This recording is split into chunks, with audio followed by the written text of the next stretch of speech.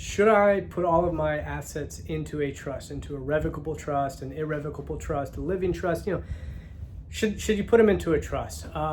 Remember, a trust only works if there are assets in it, right? So if you just do a trust document, if you just download a trust from online somewhere, but you actually don't change title on the assets, the trust is basically worthless. So in my office, we make sure often we transfer the assets for the client. For real estate, we're going to draft a deed to transfer the property from the individual to put it into the name of the trust.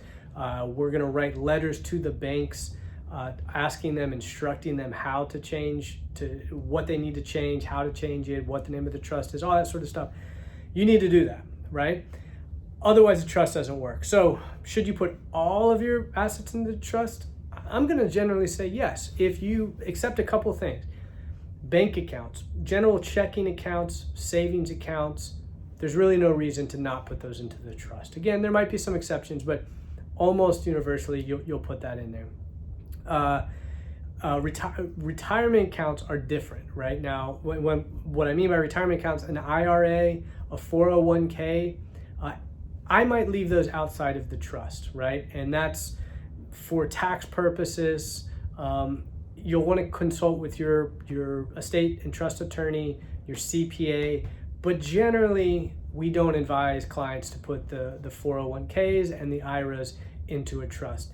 Life insurance, same thing, really depends. Now, what we might do is we might create an irrevocable life insurance trust and put the life insurance into that. But do we want to name the trust as the beneficiary on a life insurance policy? It depends. Again, consult your professional. Apart from those three things, 401k, IRA, life insurance, most real estate I'm probably going to put into the trust, or if it's an investment property, I might put it into an LLC and then put the LLC into the trust.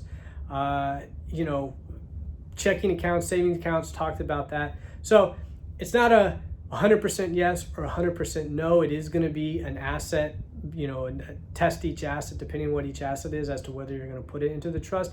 What I would say is, when you create your trust, create a list of all of your assets, create a list of all of your accounts, know where everything is, and then come up with a plan with the professionals that you're working with. Because what you don't want to do, and I see this all too often, is you create the trust, you maybe transfer one thing into it, maybe you set up a trust account, but you don't transfer the assets into it, and then the trust is basically worthless and doesn't do what it's intended to do. So make a list of all of your assets, get with your professional, and then actually do it. Have him or her walk you through it, do the transfers if they can, or if they're able to, and then make sure everything that you want to get transferred into the trust does in fact get transferred into the trust.